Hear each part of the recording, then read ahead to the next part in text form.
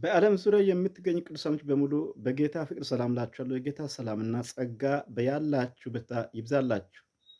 መጽሐፍ ቅዱስ እንደሚለው በኢሳይያስ 40 ወይም በትንቢተ ኢሳይያስ 40 ከቁጥር 3 እንዲህ አለ፣ የአዋጅ ነጋሪው ቃል የእግዚአብሔር መንገድ በምድረ በዳ ጥረጉ፣ የአምላካችን መንገድ በበረሃ አስተካክሏል። ይህ የአዋጅ ነጋሪው ቃል የመጥምቁ ዮሐንስ ነው። ድምፁ የእግዚአብሔር ድምፅ መጥምቁ ዮሐንስ ተናጋሪ ነው። አዋጅ ነጋሪው መጥምቁ ዮሐንስ ይህን በብሉይ ኪዳን የተነበየው ትንቢት በአዲስ ኪዳን በማቴዎስ ወንጌል ምዕራፍ 3 የእግዚአብሔር መንገድ አዘጋጁ ጎዳናን አቅኑ የሚለው ነው።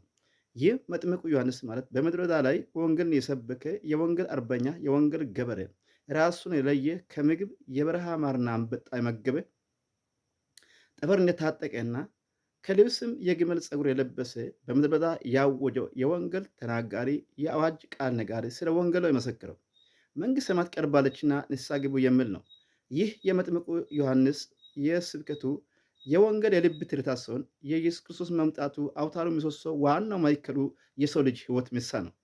የሰው ልጅ ሕይወት በንስሐ ይታደሳል። ንስሐ የሚገባ ሰዎችን እግዚአብሔር እንደገና ያድሳል፣ ኃይል ይጨምራል።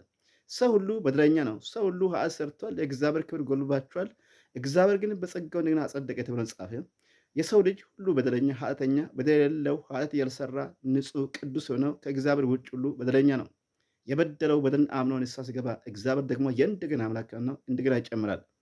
ምሳሌ ብንመለከተው በማቴዎስ ወንጌል ምዕራፍ 6 ላይ እናንተ በእውነት ትሰናከላችሁ ብሎ ኢየሱስ ለሐዋርያቶች ሲያስተምሩ ጴጥሮስ እንዲህ አለ፣ ሌሎች እንኳን ቢሰናከል እኔ አልሰናከልም አለ። ያንም ኢየሱስ ምን አለ? ዶሮ እስከሚጮህ ድረስ እኔ ሶስት ትክደኛለህ ያለው ኢየሱስ በሚያዝበት ጊዜ ጴጥሮስ በሶስተኛው ጊዜ ሲክድ ዶሮ ሲጮህ ኢየሱስ ያለው ነገር ትዝ ብሎበት ሲያለቅስ ከዓይኑ የወራጅ ውሃ እንባ ሲፈስ ኢየሱስ አየ። ከዛም አሰበለት።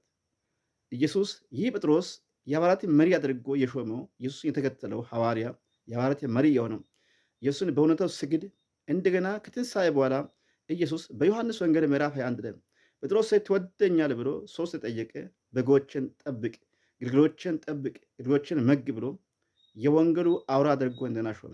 እግዚአብሔር የምሕረት አምላክ የእንደገና አምላክ ነው። በንስሐ ሕይወት የሚመላለሱ ሰዎች ላይ እንደገና የእግዚአብሔር ክብር ይገለጻል። በንስሐ ሕይወት የሚመላለሱበት የእግዚአብሔር ኃይል በእናንተ ላይ ይገለጽላችሁ። በዚህ ቃል ልጸልላችሁ። በጌታ በኢየሱስም ወደ ንስሐ እንዳትታደሱ፣ ወደ እግዚአብሔር እንዳትመለሱ፣ በነገር በሁኔታ ኃጢአት ውስጥ ከቶ ባጠፋው ጥፋት ወደኋላ እንዲመለስ የሚያደርግ ክፉ ነገር ከእናንተ ይወገድ። የእግዚአብሔር ኃይል ይገለጽላችሁ። በንስሐ ሕይወት ታደሱ፣ በንስሐ ተመላለሱ። የእግዚአብሔር ኃይል ያገኛችሁ። የመንፈስ ቅዱስ ግርማ ሞገስ ይንካችሁ። በቤታችሁ ጽኑ፣ በዓለት ላይ ቆሙ፣ እሱን ታጠቁ፣ እሱን ብሉ፣ እሱን ጠጡ። እሱ የተደገፉ ዓለት ነው፣ ግንድ ነው፣ የሕይወት እንጀራ ነው፣ ሰላም ነው፣ ዕረፍት ነው፣ የዓለም ብርሃን ነው፣ የሕይወት እንጀራ፣ የሕይወት ውሃ ምንጭ ነው፣ ትንሣኤና ሕይወት ነው። እሱ ጋር ተጠጉ፣ ክብር ታገኛላችሁ። የክብር ባለቤት፣ የሰላም አለቃ፣ የምሕረቱ ባለጸጋ፣ የሚጠበቅ የሚደገፍ የሚረዳ የእግዚአብሔር ኃይል እንዲያገኛችሁ ጸልየላችኋለሁ።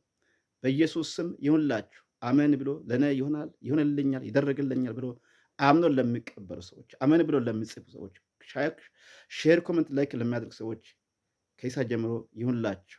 በኢየሱስ ክርስቶስም ባረኳችሁ። አሜን። በጌታ በኢየሱስም እወዳችኋለሁ። ሻሎም